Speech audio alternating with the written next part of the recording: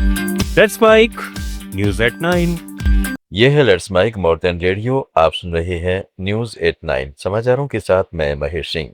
भारतीय मूल के अंतरिक्ष यात्री अनिल मेनन नासा मिशन पर अंतरराष्ट्रीय अंतरिक्ष स्टेशन पहुंच गए हैं। उनके साथ रूस के 2 कॉस्मोनॉट भी हैं। तीनों सोयूज MS-29 अंतरिक्ष यान से 3 घंटे से अधिक की यात्रा के बाद यहां पहुंचे। यहां पहुंचने पर उनका गले मिलकर और हाथ हिलाकर स्वागत किया गया। मेनन और रूसी कॉस्मोनॉट प्योत्र द्रुबोव और अन्ना किकीना को लेकर रोस्कोसमोस का अंतरिक्ष यान बेकानूर से रवाना हुआ था। करीब 8 मिनट में शुरुआती कक्षा में पहुंचने के बाद सोयूज MS-29 ने अंतरराष्ट्रीय अंतरिक्ष स्टेशन तक पहुंचने के लिए करीब 3 घंटे की यात्रा की और स्टेशन के प्रीचल मॉड्यूल से जुड़ गया।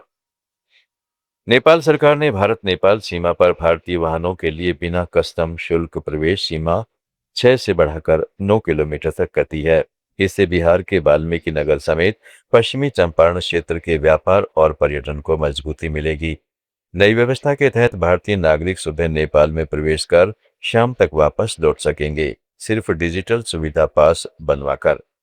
500 रुपए तक के सामान पर कोई शुल्क नहीं लगेगा। स्थानीय व्यापारियों और लोगों ने इस कदम का स्वागत किया है, क्योंकि इससे दोनों देशों के बीच व्यापारिक संबंधों और आवाजाही को बढ़ावा मिलेगा। बांग्लादेश से निर्वासित लेखिका तस्लीमा नसरीन 1 अगस्त को कोलकाता के रविंद्र सदन में सेकुलर मिशन और human rights and Bangladesh freedom fighters foundation के फंडामेंटलिज्म विरोधी साहित्य कार्यक्रम में शामिल होंगी। 2007 में अपने लेखन पर हुए हिंसक विरोध प्रदर्शन के बाद कोलकाता छोड़ने वाली नसरीन ने खुद सोशल मीडिया पर इस यात्रा की घोषणा की है। आयोजकों ने कहा है कि यह आमंत्रण मौलिकवाद के खिलाफ उनकी लंबी लड़ाई और अभिव्यक्ति की स्वतंत्रता के समर्थन के सामान्य है।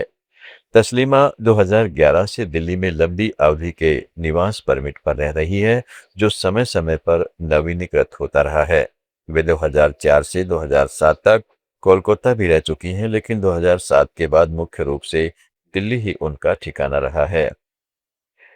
श्रीलंका की राजधानी कोलंबो में Bharat Sri Lanka media friendship association ने दूसरे मीडिया फेस्ट का आयोजन किया। इसमें बदलते विश्व में प्रासंगिक बने रहना विषय पर चर्चा हुई। इसमें एशियन न्यूज इंटरनेशनल की चीफ एडिटर स्मिता प्रकाश ने मुख्य भाषण दिया। उन्होंने क्लिकबेट और एल्गोरिदम के युग में सटीकता, विश्वसनीयता और सूक्ष्म पत्रकारिता पर जोर दिया। उन्होंने कहा कि लोकतंत्र विश्वास पर टिका है, न कि सिर्फ तकनीक पर, जबकि एआई और सोशल मीडिया प्रभावित करने वाले तत्वों ने पत्रकारिता की चुनौतियां बढ़ा दी हैं। नॉर्वे के साथ भारत की हरित साझेदारी को नई दिशा मिली है। अरुणाचल प्रदेश ने नॉर्वे की कंपनी टाइडल सेल एएस के साथ 500 किलोवाट प्रतिवर्ष काइनेटिक एनर्जी डेमो प्रोजेक्ट के लिए समझौता किया है, जो हिमालयी नदियों में बिना बड़े बांध बनाए बिजली पैदा करेगा। यह भारत में पहला ऐसा प्लांट होगा जो पर्यावरण अनुकूल, कम लागत वाला और दूर दराज के इलाकों के लिए उपयुक्त है। नॉर्वे की भारत में राजदूत मे एलिन स्टेनर और अरुणाचल प्रदेश की वैज्ञानिक एवं प्रौद्योगिकी मंत्री दासांगलू फुल ने दिल्ली में हुई साइनिंग सेरेमनी में इस सहयोग को सस्टेनेबल एनर्जी और जलवायु लक्ष्यों के लिए महत्वपूर्ण बताया। बांग्लादेश की पूर्व प्रधानमंत्री शेख हसीना की संभावित वतन वापसी को लेकर भारत ने अपना रुख दोहराया है। विदेश मंत्रालय ने कहा है कि इस मामले में भारत की नीति में कोई बदलाव नहीं हुआ है और प्रत्यर्पण से जुड़े किसी भी अनुरोध पर कानून और तय प्रक्रियाओं के अनुसार ही फैसला होगा। दरअसल शेख हसीना ने हाल ही में कहा था कि वे जल्द बांग्लादेश लौटकर अदालत में सरेंडर करेंगे। इसके बाद ढाका ने कहा कि उनका स्वागत है, लेकिन उन्हें सबसे अच्छा वकील लेकर आना चाहिए।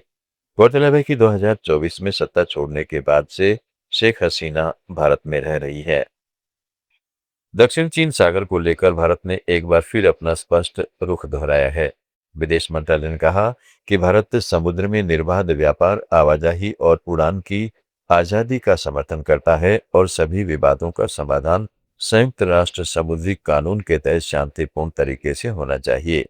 भारत का यह बयान ऐसे समय आया है जब अमेरिका, जापान, फिलीपीन समेत 14 देशों और यूरोपीय संघ ने 2016 के अंतर्राष्ट्रीय ट्रिब्यूनल के उस फैसले का समर्थन किया है जिसमें दक्षिणी चीन सागर पर चीन के व्यापक दावों को खारिज किया गया था। वहीं चीन ने इस फैसले का समर्थन करने वाले देशों से इसे गैरकानूनी बताते हुए अपना समर्थन वापस लेने की अपील की है। समाचारों में फिलहाल इतना ही। जुड़े रहें लेट्स माइक के साथ।